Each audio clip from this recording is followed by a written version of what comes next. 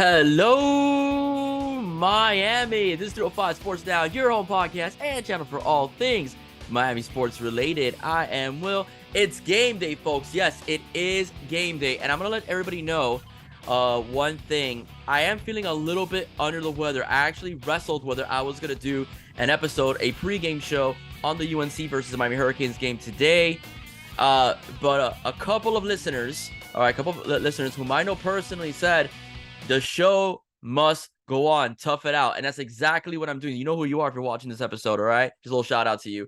All right. So, the show must go on, all right, in particular. So, today, the Miami Hurricanes will put behind them, that what was the debacle against Georgia Tech last week at the Hard Rock. And we'll look forward to taking on and putting away the undefeated North Carolina Tar Heels at their own home field in Chapel Hill. And, it's going to be a great game, all right? These games, with the exception of one game back in 2021, if I'm not, actually 2020, if I'm not mistaken, in which they ran for like 600 yards and scored 60 points, the Tar Heels did. Most of these games have been really close. They've either been solid defensive battles or they've been flat-out shootouts, okay, between these two schools. And I predict that we're going to see a little bit of both today, as both teams are evenly matched, both at the quarterback position, the running back position, at defense as well. Canes defense a little bit better, well, actually much better statistically speaking, but nonetheless, you can't sleep on North Carolina's defense. They do fly around. They do make plays. They have a really solid linebacker that could hit you if you don't block them correctly. So what's the conversation today is the North Carolina offense and Heisman Trophy candidate Drake May. He's having a pretty good year, all right? He has 72% completion percentage, on the season so far. He has over 1,600 yards passing, 8 touchdowns, 4 picks. The number of interceptions to touchdown ratio isn't the best, but that's because he has a really, really solid running back in Omarion Hampton. Omarion Hampton is just a flat-out beast with 88 carries, 461 yards rushing, 5 yards per carry, basically, a little over that, actually, and 7 touchdowns on the year.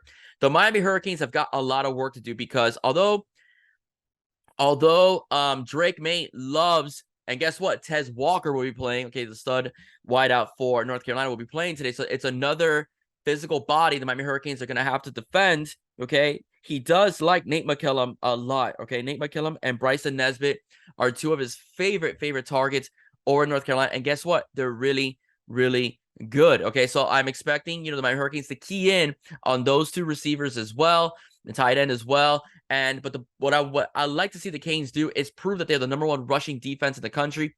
And they've been very successful, by the way. The Canes neutralized the running game of Texas A&M and neutralized the running game of Georgia Tech. And I think they could bottle up Omarion Hampton. He will probably get some here and there because he's just a good back. He's very physically strong. He's fast as well, deceptively quick, but I do think the Canes will be able to neutralize him, and that will leave it open.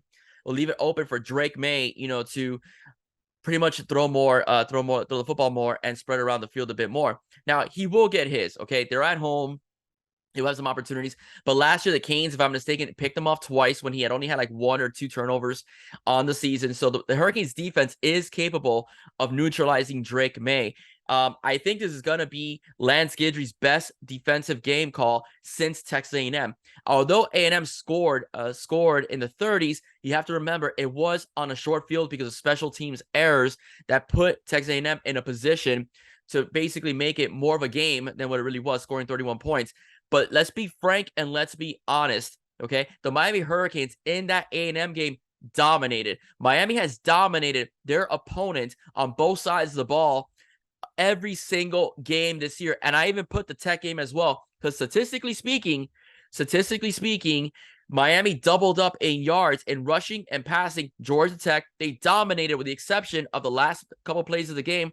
Haynes King, right, throughout the game as well. So the Miami Hurricanes are capable of neutralizing top quarterbacks, top opponents, and being very successful at doing so. So I think Guidry is going to mix pressure in this game. He's proven that he could rush with 3 or 4 guys and get to the quarterback, which will make it very difficult for Drake May because there'll be more bodies out there, across the football field to be able to stop his receivers from getting open. And on top of that, he will get a rush. But we have to remember one thing. Drake May is very good with his legs, so you may need to spy on him as well. I'm not too worried. Drake May will get some yards. But my point is, you need to make sure that every single time Drake May decides to take off and run, he pays for it, okay? He needs to know that Kiko Mainoa is there. He needs to know that Wesley Basaint is there. He needs to know that Corey Flagg is there. He needs to know that Ruben Bain is there, all right, as well. And hopefully Akeem Mesro as well. So I expect to see the defense fly around today. I expect to see a very hyped up team. I expect to see a defense that is out for blood. On offense, I expect our line to dominate. I do think we can run on this football team, all right, as well. Last year we ran well against them. Last year, this year, their defense is better, but I do expect we could push them around a little bit. App State was able to run the ball a bit against them, and when passing lanes opened up, they were able to punish them. I think TVD will be able to punish North Carolina. He's done it for 2 years. I don't see why he can't do it again. If North Carolina sells out to stop the run, that will leave Jacoby George, Kobe Young, Xavier Restrepo, and the tight ends open to eat and eat and eat and eat, and you just eat. Spread the ball out as well. Giving the ball to Restrepo last week on many occasions was not the issue. He contributed. He got his yards per catch. He made do with the opportunities he was given once the ball was thrown to him. But I do agree with a lot of listeners. TVD should spread out a little bit more, and I do want to see more offensive players out there for this game on a regular basis, more so than the big three, which are George, Young, and Restrepo. They're good. Don't get me wrong, but I want to see more utilization of the tight ends. Okay, I want to see more utilization of our running backs. All right, as well, we have good running backs that can pass catch as well. Like Parrish can catch the ball in the backfield. Cheney can catch the ball out in the backfield. Chris Johnson can catch the ball out in the backfield. If you can get those guys in space one-on-one with a linebacker, they're going to murder that linebacker. Okay, it's been done before. And I also want to see our tight ends get more involved. Riley Williams has gotten some run. I do want to see more Riley Williams. If we can get somebody else in there, Elijah Rowe, if he's able to play, get him in there to play as well. We'll see what happens throughout the game. But I do want to see Shannon Dawson be a bit more creative than he has been. I want to see A&M Dawson. Although the offense has worked, even with the vanilla style of play calling.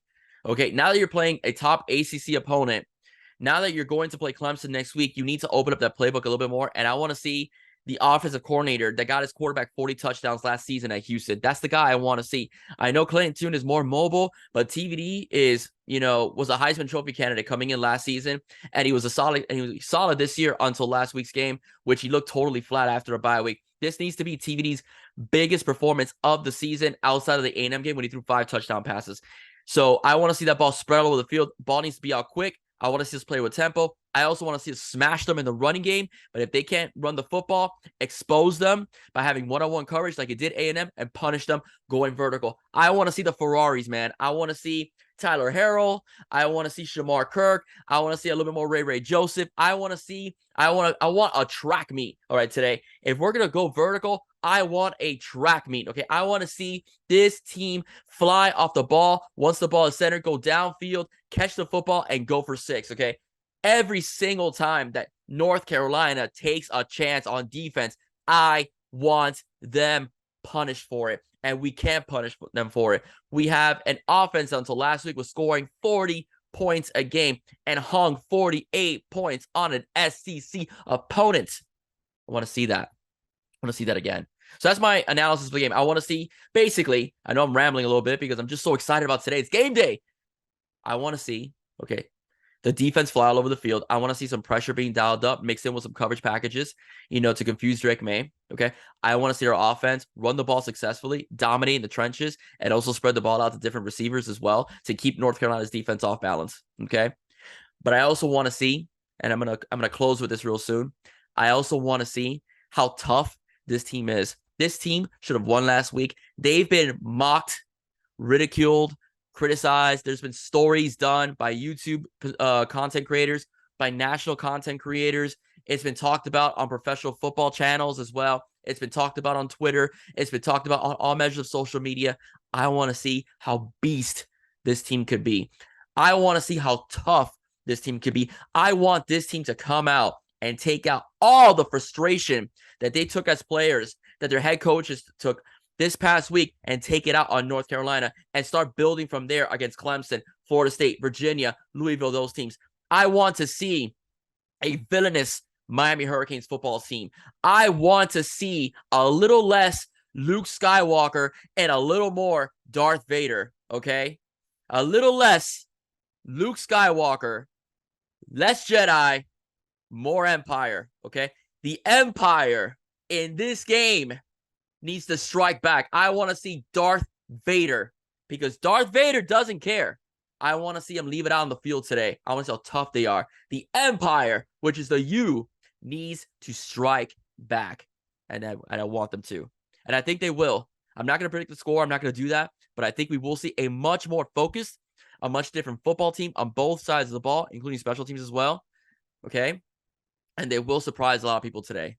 They will surprise a lot of people today in Chapel Hill. North Carolina has escaped the last couple seasons by the skin of their teeth. By the skin of their teeth.